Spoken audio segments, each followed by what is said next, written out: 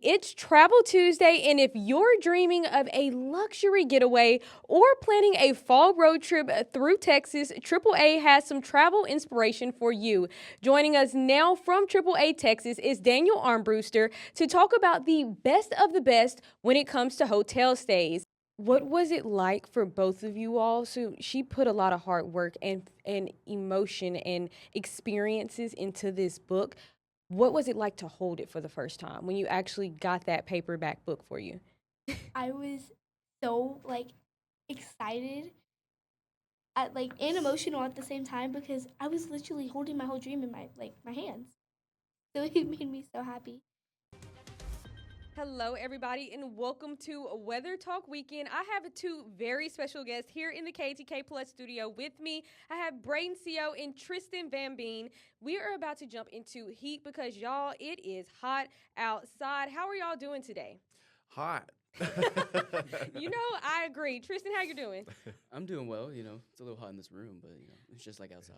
Listen, y'all, they're always on me because I keep it at a crisp 74 degrees in here. She's Crisp. trying to save energy. Yeah, it's the summer. I'm saving us a Today, we are diving into the Humane Society's Pets for People here in Tyler, Texas. Pets for People is a nonprofit 501c3 organization and the oldest no-kill animal shelter in East Texas.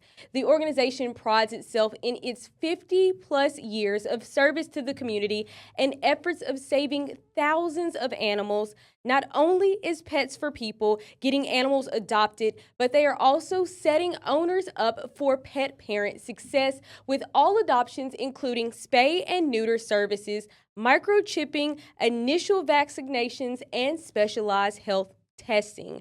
I am sitting down with Holly Jones, the organization's executive director. She is joining me to discuss the ins and outs of running an animal shelter here in East Texas. Holly, thank you so much for joining me. How are you doing? I am great. Thank you so much. It's such an honor to be here. Absolutely. I'm so excited. I was telling you before, I'm so excited to talk about this. You know how much of an animal lover I am, and I know I'm sitting across from one. Well, yes. So as some of you may know, pecan harvest is about to begin in parts of the state and will continue into winter. And today I am joined by Dr. Monty Nesbitt, an agri-life extension pecan specialist and assistant professor in the Texas A&M Department of Horticultural Sciences, who will break down the 2025 harvest season. Dr. Nesbitt, how are you doing today? Doing great, Haylee. Thanks for having me. Absolutely. We're excited. I myself am a pecan lover, so I'm excited to learn more about this. But let's just start off by defining the factors that make up a harvest season for pecans. So what's a good harvest season and what's a bad harvest season? Can we expect another book from this author now? Is this a thing coming soon? Mm-hmm. So Kylie's kind of wanting to take off with the being differences, different things that people may face. Kylie, you've inspired people in your family through this because you've kind of been like, no, it's okay. So what does that mean to you to be that? You're younger than them, obviously. So what does that mean to inspire your family members who are also going through the same thing you are? So I like being able to learn, but also for them to be able to learn with me along the path with Tourette's and stuff. So as you all know, October is commonly known as Breast Cancer Awareness Month, and according to the Texas Department of State Health Services, over 21,000 Texas women were diagnosed with breast cancer in 2024, and sadly, over 3,500 were estimated to have died from it. Now, to help raise awareness about early detection methods, Terry Woodard, a fertility specialist, is joining me to discuss the importance of breast cancer screening. Terry, how are you doing today?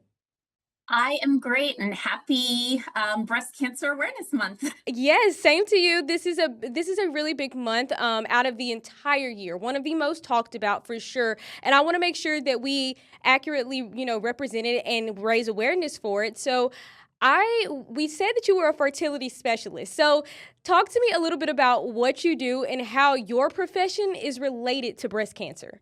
Since we learned a little bit about you, let's start from the beginning. So where did the passion for this food come from, and how did you land on this specific type of food?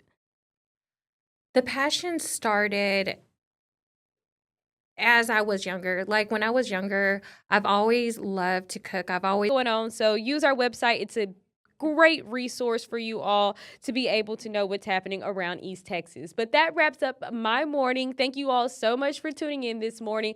It's been a pleasure to talk to you all. Stay safe this weekend. Enjoy the events happening around East Texas. And I will see you all on Monday for our first day of fall.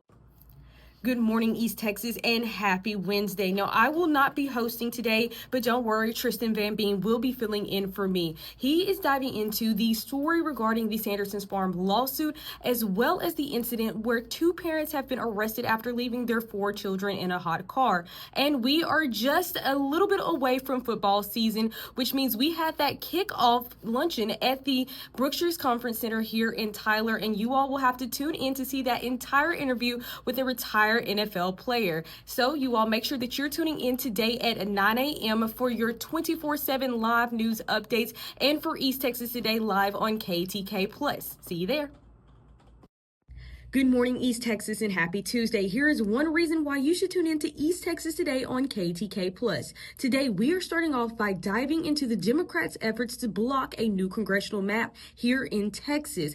We will have a full interview with Texas State Representative Joanne Schnaufner, and then we'll also sit down with AAA to discuss the travel trends for this summer. We're diving into where to go, how you can get there for the best price and the best bang for your dollar. And then we'll also sit down with David Gibson. He's not with us today, but we did a recorded segment, and he's telling us about his one-tank trip. We'll see where he goes, what he does, and what he discovers this week. So you all have to tune in today at 9 a.m. for East Texas Today on KTK+ for all the latest news updates and more. See you there.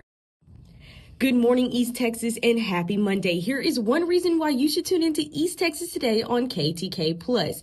We are starting off our morning with an update on the Carlton Hotel after a wall collapsed. We'll also dive into the 1-month anniversary of the devastating Kerr County floods that struck Central Texas on July 4th. And then we'll have a little bit more information on back to school because today is the first day of school for some students around East Texas.